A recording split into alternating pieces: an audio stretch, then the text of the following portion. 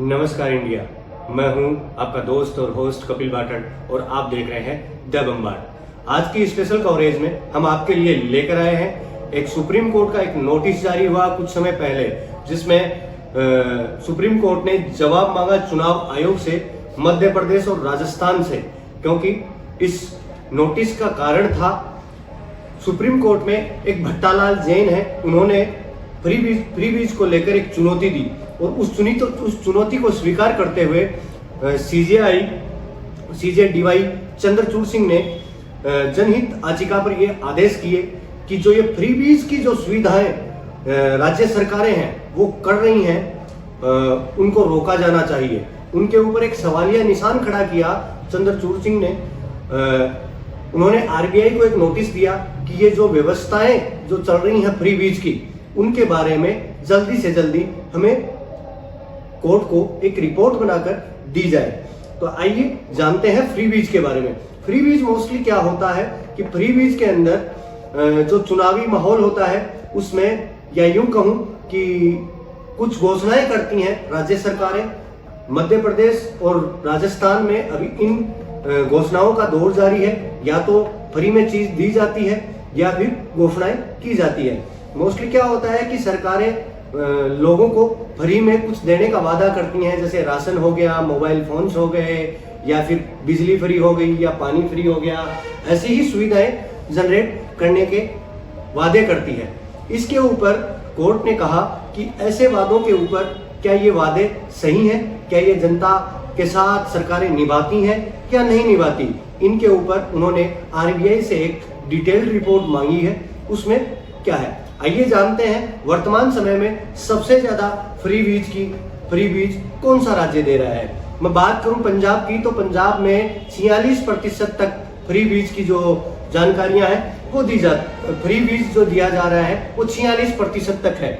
उसी के साथ मैं दिल्ली की बात करूं तो ये 13% तक है। मैं बात करूं कर्नाटका की तो ये 8.2% है। मैं बात करूं राजस्थान की तो ये 7.8% है। और मैं बात करूं मध्य प्रदेश की तो ये 6% है। ये जो मैंने बताई है ये सिर्फ इसी चुनावी साल में बढ़ोतरी हुई है। उसके सिवा मध्य प्रदेश, राजस्थान, पंजाब, दिल्ली और कर्नाटका और छत्तीसगढ़ ने 7 साल में करीब 1.39 लाख करोड़ की फ्री बीज दी, या फिर उनकी घोषणाएं की।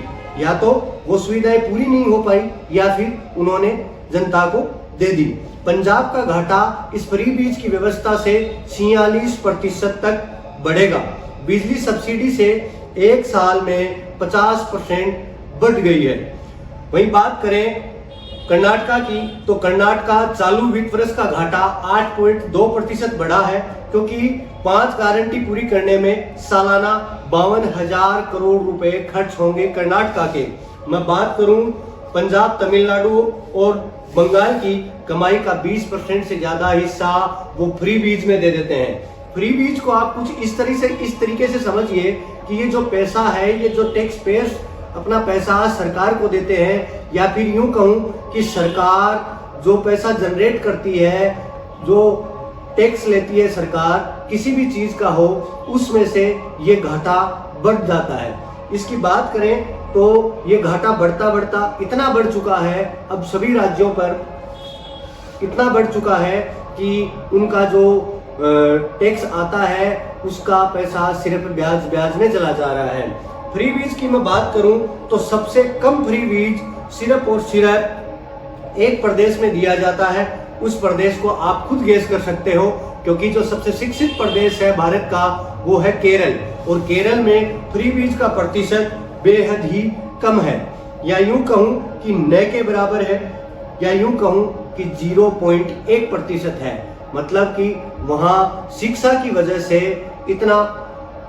इतना आगे बढ़ा वो प्रदेश कि उसने फ्री बीज की व्यवस्था 0.1% कर दी। 99.99% जो पैसा है वो पैसा सिर्फ और सिर्फ मूलभूत आवश्यकताओं पर लगाया जाता है, शिक्षा पर खर्च किया जाता है, चिकित्सा पर खर्च किया जाता है, लोगों को सुविधा मुहैया करवाने के लिए किया जाता है। लेकिन क्या सिर्फ केरल में ही ये व्यवस्था हो सकती है, या अन्य प्रदेशों में भी इस व्यवस्था को लागू किया जा सकता है? हम आपके सुझाव कमेंट बॉक्स में देखना चाहेंगे इसके बारे में। और अब बात करें अपन फ्री बीज की व्यवस्था की, ये सही है, ये गलत है, इसके बारे में मैंने अलग अलग लोगों से अलग अलग बात की। तो कई लोगों का मानना है कि फ्री बीज की जो व्यवस्था है उससे जो गरीब स्तर के लोग हैं या मध्यम वर्गीय परिवारों को कुछ राहत मिलती है। लेकिन क्या केरल में मध्यम वर्गीय परिवार नहीं है? क्या केरल में गरीब परिवार नहीं है? तो क्या उनको फ्री बीज जैसी सुविधाएं नहीं चाहिए?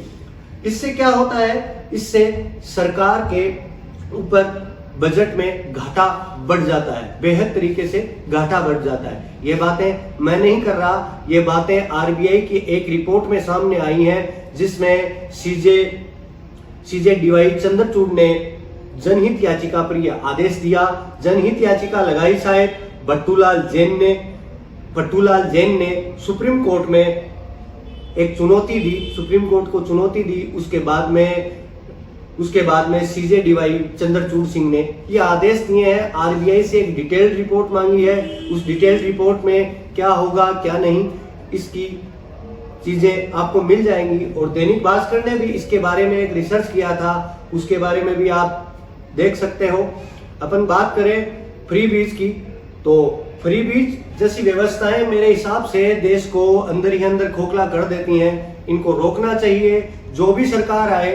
मैं बात नहीं कर रहा वर्तमान समय की सरकार की, क्योंकि घाटा पिछले 7 सालों से लगातार ऐसे ही बढ़ता चला आ रहा है। तो इस घाटे को कहीं ना कहीं रोका जाना चाहिए। सरकार में ऐसे शिक्षित लोगों को चुनकर भेजा जाना चाहिए जो इस घाटे को कम करें अन्य तरीकों से। चलिए आज के लिए बस इतना ही, मिलते हैं कहीं किसी अन्य वीडियो में। और आप देख रहे हैं द बम्बार्ड। यदि आपको हमारी जानकारियां पसंद आ रही हैं तो आप लाइक कर सकते हैं। आप हमें कोई सुझाव देना चाहें तो कमेंट करके आप हमें सुझाव दे सकते हैं। और आप हमारा यदि सहयोग करना चाहें तो आप हमें सब्सक्राइब कर सकते हैं और आप बम्बार्ड को लगातार देख सकते हैं। हम आपके लिए लगातार ऐसी ही सही सटीक जानकारियां लेकर आते रहेंगे। नमस्कार, आज के लिए बस इतना ही।